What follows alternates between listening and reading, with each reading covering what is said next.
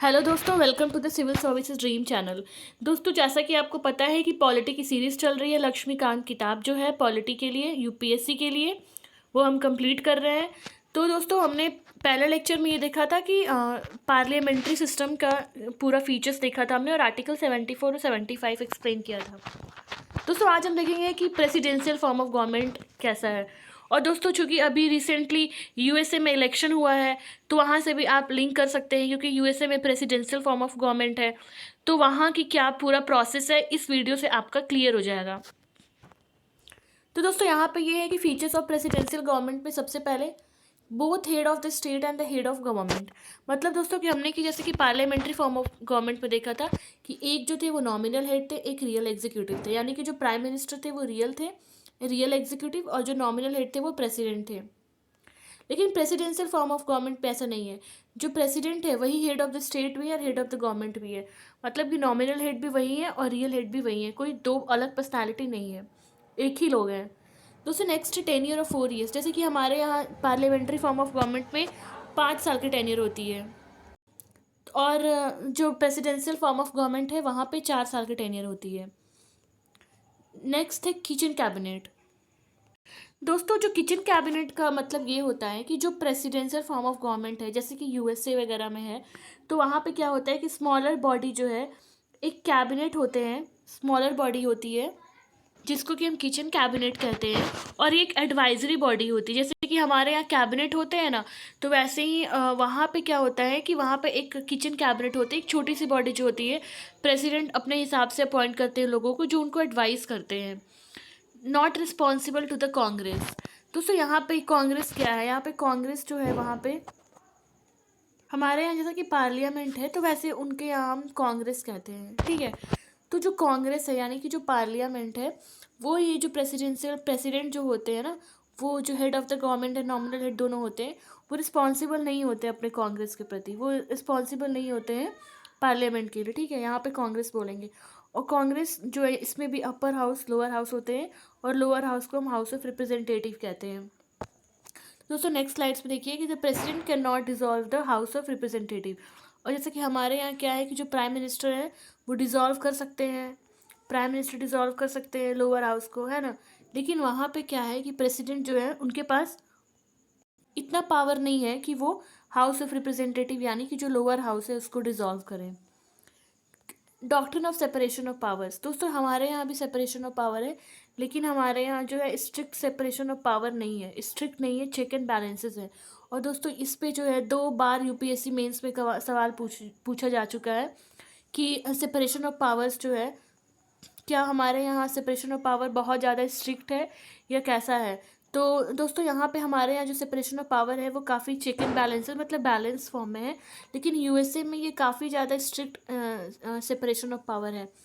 कहने का मतलब स्ट्रिक्ट सेपरेशन ऑफ पावर का मतलब कि एक दूसरे के ऑर्गन जो वो होता है, जो ऑर्गेनाइजेशन है, जैसे कि जुडिशरी है, एग्जीक्यूटिव है और कांग्रेस है, तो कोई एक दूसरे के ऑर्गेनाइजेशन में इंटरफेयर नहीं करेगा या इंटरवेन नहीं करेगा।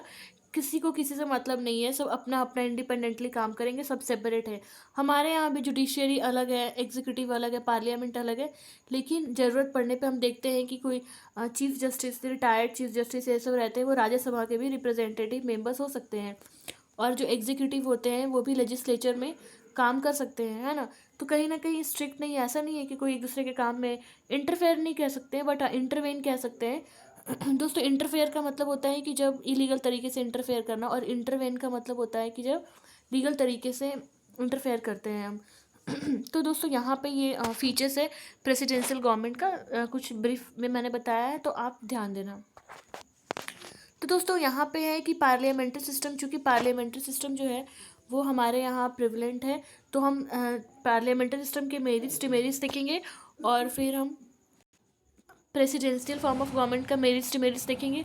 और हम ये भी देखेंगे कि आखिर इंडिया ने पार्लियामेंट्री फॉर्म ऑफ गवर्नमेंट क्यों नहीं अडॉप्ट किया, और ये भी जानने की कोशिश करेंगे कि क्या हम प्रेसिडेंशियल फॉर्म ऑफ गवर्नमेंट की तरफ स्विच कर सकते हैं, जो कि यूपीएससी में काफ़ी अवेटेड क्वेश्चन है ये। तो दोस्तों, आइए देखते हैं कि merits of the parliamentary system क्या है। ये थोड़ा सा मेंस पॉइंट ऑफ व्यू से है, ये हो जाता है लेक्चर, लेकिन दोस्तों यूपीएससी प्रीलिम्स जो है प्रीलिम्स अगर आपका हो भी गया, अगर मेंस नहीं हुआ तो कोई फ़ायदा नहीं है, क्योंकि प्रीलिम्स जो है बस क्वालिफाइंग होता है। मेंस की पूरी कहानी जो है यूपीएससी के लिए वो पूरी मेंस की होती है। तो आपको सब लेकर चलना है, आपके लिए मेंस भी उतना ही इंपॉर्टेंट है जितना प्रीलिम्स है। तो कुछ कुछ टॉपिक और चैप्टर जो होंगे दोस्तों लक्ष्मीकांत का, वो मेंस पॉइंट ऑफ व्यू से भी है। बाकी हम साथ में दोनों पढ़ रहे हैं, तो अगर आप दोनों साथ पढ़ेंगे तो लक्ष्मीकांत पे वैसे भी दोस्तों 40 to 50% जो है मेंस भी आपका कवर हो जाएगा, अगर आप सही से समझते हुए चल रहे हैं तो।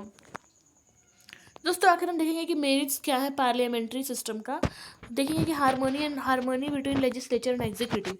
जैसे कि आपको पता है कि हमारे यहाँ जो एग्जीक्यूटिव का मतलब होता है कि जो सरकार चल रही होती है, जो पॉलिसीज़ वगैरह के इम्प्लीमेंटेशंस करते हैं, वो कभी कभी पार्लियामेंट में बैठ के पॉलिसीज़ बना भी देते हैं, है ना। क्योंकि वहाँ पे लेजिस्लेचर, जो पार्लियामेंट में एग्जीक्यूटिव एंड लेजिस्लेचर एक ही पार्टी के होते हैं, तो वहाँ पे एक हार्मनी देखने को मिलता है। मान लो कि एग्जीक्यूटिव से अलग हो, ठीक है, कोई और हो, मान लो कांग्रेस हो एग्जीक्यूटिव से, और लेजिस्लेचर कानून बना रही है बीजेपी, मान लो एक एग्जांपल के लिए बता रही मैं।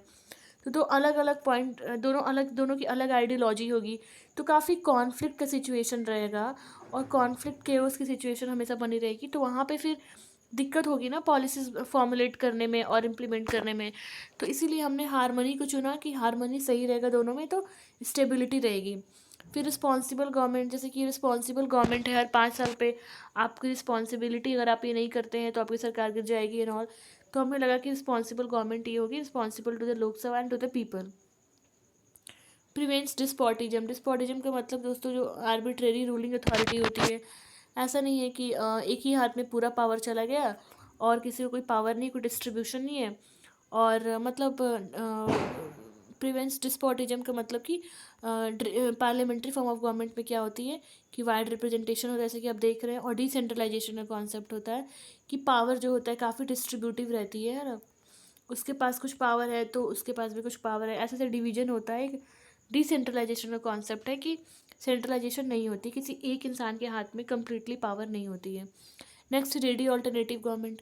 रेडियो अल्टरनेटिव गवर्नमेंट रहती है कि अगर एक सरकार गिर जाती है तो फिर दूसरे को भी मौका मिल जाता है, जैसे कि कोई अपोजिशन पार्टी है वहाँ पे। तो कहने का ये मतलब है कि बिना फ्रेश सिलेक्शन कराए भी अपोजिशन पार्टी को मौका मिल सकता है कि वो अपनी सरकार बना ले, अगर प्रेसिडेंट उनको इनवाइट करते हैं अपनी मेजॉरिटी प्रूव करने के लिए। तो यहाँ पे एक अल्टरनेटिव गवर्नमेंट भी रहती है, जैसे कि मोस्ट जो काफ़ी स्ट्रॉन्ग अपोजिशन होती है वो रहती है। वाइड रिप्रेजेंटेशन होता है। वाइड रिप्रेजेंटेशन कहने का मतलब होता है कि ऐसा नहीं है किसी पर्टिकुलर फील्ड से ही कुछ लोग ही बस आ रहे हैं हमारे पॉलिटिक्स को ज्वाइन कर रहे हैं। काफ़ी वाइड रिप्रेजेंटेशन होती है, हर सेक्शन से, हर रिलीजन से, हर कास्ट से, हर एरिया से लोग जो होते हैं उनकी रिप्रेजेंटेशन हमें देखने को मिलता है हमारे पार्लियामेंट्री फॉर्म ऑफ गवर्नमेंट में या पार्लियामेंट्री सिस्टम में। दोस्तों इसके डिमेरिट्स क्या हैं ये भी देखते हैं। तो डिमेरिट्स ये कि अनस्टेबल गवर्नमेंट होती है, जब सरकार गिर जाती है फिर वहाँ पे इतनी अनस्टेबिलिटी आ जाती है ना। और कभी मेजॉरिटी प्रूफ नहीं हुआ तो वहाँ पे सरकार उनकी हट जाएगी, तो अनस्टेबल रहता है, इंस्टेबिलिटी रहती है, नो कॉन्टीन्यूटी ऑफ पॉलिसीज। जैसे कि बीजेपी की सरकार है, ठीक है, और मान लो कल कांग्रेस की सरकार आ जाती है, तो क्या होती है बीजेपी की जितनी पॉलिसीज़ हैं उसका नाम बदलना या फिर उसमें कुछ अमेंडमेंट करना, फिर उसको कंटिन्यू करना ही करते हैं वो लोग, फिर अपनी पॉलिसीज़ लेकर आते हैं। तो उसमें क्या होता है कि पॉलिसी से कंटिन्यूटी नहीं रहती है, फिर वहाँ पे एडमिनिस्ट्रेशन में और गवर्नेंस में फिर काफ़ी दिक्कत होती है इन केसेस में। डिक्टेटरशिप ऑफ कैबिनेट, और कभी ना कभी जो पार्लियामेंट्री सिस्टम ऑफ गवर्नमेंट में देखते हैं कि कैबिनेट का इसमें काफ़ी इंपॉर्टेंट रोल होता है, और काफ़ी कभी कभी तो बहुत ज़्यादा उनकी डोमिनेंसी हो जाती है, डिक्टेटरशिप हो जाती है, क्योंकि दोस्तों मेन पावर जो होता है वो कैबिनेट के पास ही होता है। नेक्स्ट है अगेंस्ट सेपरेशन ऑफ पावर। जैसा कि हमने प्रेसिडेंशियल फॉर्म ऑफ गवर्नमेंट में देखा था कि वहाँ पे सेपरेशन ऑफ पावर को काफ़ी स्ट्रिक्ट तरीके से फॉलो किया जाता है। कहने का मतलब है कि जुडिशियरी जो है वो पार्लियामेंट में कोई या कांग्रेस में कोई इंटरफेयर नहीं करती है। लेकिन दोस्तों हमारे यहाँ क्या है कि कंप्लीट सेपरेशन ऑफ पावर नहीं है। हमारे यहाँ जुडिशियरी से लोग राज्यसभा को भी रिप्रेजेंट करते हैं, और लेजिस्लेचर और एग्जीक्यूटिव जो है एक ही पॉलिटिकल पार्टी के एमपीज हो सकते हैं। गवर्नमेंट बाई एमएटीओस, दोस्तों यहाँ पे कहने का मतलब है गवर्नमेंट बाई एमएटीओस का मतलब है कि जो पार्लियामेंट्री फॉर्म ऑफ गवर्नमेंट जो होती है यहाँ पे चूँकि पीपल्स की वोटिंग होती है, जिस सरकार जो बना दे लोग जिसको वोट दे दे जिसकी सरकार बन जाए, तो वहाँ होती है। तो आपको जैसे कि एमेट्योर्स का मतलब कोई प्रोफेशनल लोग नहीं होते, लाइक डॉक्टर्स, इंजीनियर्स बहुत हाई क्वालिफाइड लोग नहीं होते हैं इसमें। तो सरकार बनती है तो मोस्टली कम पढ़े लिखे लोगों की इसमें हो जाती है। तो कभी कभी दोस्तों मैं आपको अगर एग्ज़ाम्पल दूँ तो आपको मैं बिहार का एग्ज़ाम्पल दूंगी। बिहार का एग्ज़ाम्पल जो था, जैसे कि लालू यादव और राबड़ी की जब सरकार बनी थी, तो यहाँ पे काफ़ी ज़्यादा आपको देखने को मिलेगा कि यहाँ पे लिटरेसी जो थी, ऐसा कोई ग्राउंड नहीं होता है कि उस ग्राउंड पे ही सरकार बने और सरकार चुने। तो यहाँ पे जो रूलिंग होती है, मेन जो लोग जिसको वोट दे देते हैं उसी की सरकार बन जाती है। कोई ग्राउंड नहीं होता कि प्रोफेशनलिज्म होना चाहिए ये सब। तो दोस्तों ये तो हमने देख लिया कि पार्लियामेंट्री फॉर्म ऑफ गवर्नमेंट के मेरिट्स क्या है और डिमेरिट्स क्या है। लेकिन दोस्तों अब यहाँ पे इंपॉर्टेंट सवाल ये है कि हमने क्यों अडॉप्ट किया पार्लियामेंट्री सिस्टम। ठीक है, यहाँ पे इंपॉर्टेंट सवाल ये है, हमारे पास दो ऑप्शंस थे। एक प्रेसिडेंशियल फॉर्म ऑफ गवर्नमेंट था, यूएसए का अप्रोच हम ले सकते थे, और पार्लियामेंट्री फॉर्म ऑफ गवर्नमेंट था। तो दोस्तों हमने पार्लियामेंट्री क्यों चुना, उसके कुछ रीजंस थे। पहला ये था कि फैमिलियर विद द सिस्टम। कहीं ना कहीं ब्रिटिशर्स का जो रूलिंग थी हमारे यहाँ, तो ऐसा नहीं है कोई कंप्लीट तरीके से बहुत ज़्यादा वो 100% ख़राब तो नहीं थे। ठीक है, some sort of development and governance तो उन्होंने की थी। तो यहाँ पे ये हो जाता है कि कुछ हम फैमिलियर हो गए थे सिस्टम से, जो जो अच्छी चीज़ें थी, गवर्नेंस जो था वो हमको जो ठीक लगा, उसके हिसाब से हमने लगा कि ये सिस्टम ज़्यादा बेटर है, क्योंकि वो पहले से चली आ रही थी। प्रीफरेंस टू मोर रिस्पॉन्सिबिलिटी, और हमने ज़्यादा रिस्पॉन्सिबिलिटी को प्रीफरेंस दिया। प्रेसिडेंशियल फॉर्म ऑफ गवर्नमेंट में क्या होता है दोस्तों, वहाँ पे क्या होता है कि वहाँ पे स्टेबिलिटी मिलेगी आपको, ठीक है, लेकिन वहाँ पे रिस्पॉन्सिबिलिटी की कमी हो जाती है, ऐसा बोला जाता है। तो ब्रिटिशर्स दूसरे तरफ में ये देखेंगे, वहाँ पे ज़्यादा रिस्पॉन्सिबिलिटी, ब्रिटिश सिस्टम यानी कि पार्लियामेंट्री सिस्टम होता है, वहाँ पे ज़्यादा रिस्पॉन्सिबिलिटी को प्रायोरिटी दी गई। स्टेबिलिटी तो छोड़ दो, पहले रिस्पॉन्सिबिलिटी की बात करते हैं। तो इसीलिए जो ड्राफ्ट कॉन्स्टिट्यूशन था, जो जो लोगों ने रिकमेंड किया, उन्होंने कहा कि पार्लियामेंट्री सिस्टम ज़्यादा बेटर है। नेक्स्ट है नीड टू अवॉइड कॉन्फ्लिक्ट्स। जैसे कि मैंने आपको पहले ही बताया था, अगर आपको फीचर्स, मेरिट्स डिमेरिट्स पता है तो हमने क्यों अडॉप्ट किया ये भी आपको पता ही हो जाना चाहिए कि हमने लेजिस्लेचर और एग्जीक्यूटिव में हम नहीं चाह रहे थे कि कोई कॉन्फ्लिक्ट हो, तो इसीलिए हमने पार्लियामेंट्री फॉर्म ऑफ गवर्नमेंट को चुना। नेचर ऑफ इंडियन सोसाइटी, और इंडियन सोसाइटी के नेचर के हिसाब से भी ये ठीक था, क्योंकि यहाँ पे हेट्रोजीनियस सोसाइटी है, हर तरह के लोग होते हैं, कॉम्प्लेक्स प्लूरल सोसाइटीज़ हैं, हर रिलीजन, हर धर्म, तो ऐसा बोलते हैं कि हर 10 किलोमीटर पे यहाँ पे पानी चेंज हो जाती है, तो लैंग्वेज भी चेंज हो जाता है। तो इस तरीके से जो है कि नेचर जो इंडियन सोसाइटी का था वो ये था कि इसी जो प्रेसिडेंशियल फॉर्म ऑफ गवर्नमेंट था वो ज़्यादा लोग कोप अप नहीं कर पाए। दोस्तों नेक्स्ट है कि हमने देखा था मेरिट्स और demerits parliamentary form of government का, उसके बाद हम देखेंगे कि मेरिट्स और demerits presidential form of government का, और फिर हमने ये भी देखेंगे कि हमने पहले देखा कि पार्लियामेंट्री फॉर्म ऑफ गवर्नमेंट को हमने अडॉप्ट किया था, तो इसमें ये देखेंगे कि आखिर प्रेसिडेंशियल फॉर्म ऑफ गवर्नमेंट को हमने अडॉप्ट क्यों नहीं किया। तो यहाँ पे इतने सारे क्वेश्चन हो जाते हैं एक ही लेक्चर में, तो आप थोड़ा सा ध्यान देना। यूपीएससी आंसर राइटिंग में बहुत ज़्यादा आपको किसी चीज़ की डिटेल्स नहीं पता होना चाहिए। अगर आपको कॉन्सेप्ट भी क्लियर है तो आप अपने वर्ड्स में भी उसे लिख पाओगे। तो ये लेक्चर आपका ये कॉन्सेप्ट सारा क्लियर कर देगा। तो दोस्तों जो प्रेसिडेंशियल सिस्टम की मेरिट से है कि वहाँ पे स्टेबिलिटी होती है, सारी चीज़ें लिंक्ड है। मैंने आपको बताया था कि वहाँ पे स्टेबिलिटी होती है, लेकिन कम रिस्पॉन्सिबिलिटी है, रिस्पॉन्सिबिलिटी लेस है, लेकिन स्टेबिलिटी आपको मिलेगी। पॉलिसीज़ कंटिन्यू चलती है, ऐसा नहीं है कि कोई दूसरा आया तो पॉलिसी, पिछले वाली पॉलिसी को रिजेक्ट कर दिए या फिर उसमें वो इम्प्लीमेंट नहीं करेगा। सेपरेशन ऑफ पावर है, जुडिशरी अपना काम कर रही है, लेजिस्लेचर अपना काम कर रही है, एग्जीक्यूशन अपना काम कर रही है, कोई एक दूसरे काम में इंटरफेयर नहीं कर रहा है। गवर्नमेंट बाई एक्सपर्ट्स का मतलब है कि यहाँ प्रोफेशनलिज्म दिखेगा, इंडस्ट्रीज का कोई एक्सपर्ट्स है, कोई डॉक्टर है, कोई प्रोफेशनल है, तो ऐसी चीज़ें आपको यहाँ देखने को मिलेगी। एमेट्योर्स कम होते हैं, मतलब कि पढ़े लिखे लोग, कम पढ़े लिखे लोगों की यहाँ पे ऐसा वो नहीं होता, यहाँ पे एक्सपर्ट्स होते हैं। डिमेरिट्स ये है कि यहाँ पे लेजिस्लेचर और एग्जीक्यूटिव की में थोड़ी कॉन्फ्लिक्ट हमेशा बनी रहती है। नो रिस्पॉन्सिबल गवर्नमेंट, यहाँ पे रिस्पॉन्सिबिलिटी को नहीं जबकि स्टेबिलिटी को प्रायोरिटी दी जाती है। Sometimes may lead to autocracy. Autocracy का मतलब ये होता है दोस्तों कि बहुत सारा पावर जो है, अनलिमिटेड पावर एक ही हाथ में हो, उसको कहते हैं ऑटोक्रेसी। एक होता है एरिस्टोक्रेसी, जब कुछ फ्यू इंडिविजुअल्स जो होते हैं वो पूरे रूल करते हैं पूरे सोसाइटी पे।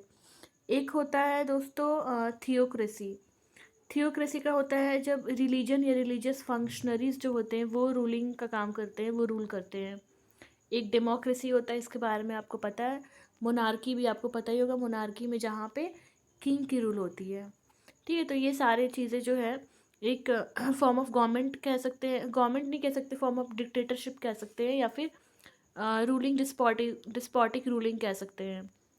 नैरो रिप्रेजेंटेशन, इसमें बहुत ज़्यादा वाइड रिप्रेजेंटेशन नहीं होता है। ऐसा नहीं है कि बहुत ज़्यादा लोगों की रिप्रेजेंटेशन होती है, हर सेक्शन से हर वर्ग के लोगों की रिप्रेजेंटेशन होती है। तो यहाँ पे क्या है, यहाँ पे नैरो रिप्रेजेंटेशन है।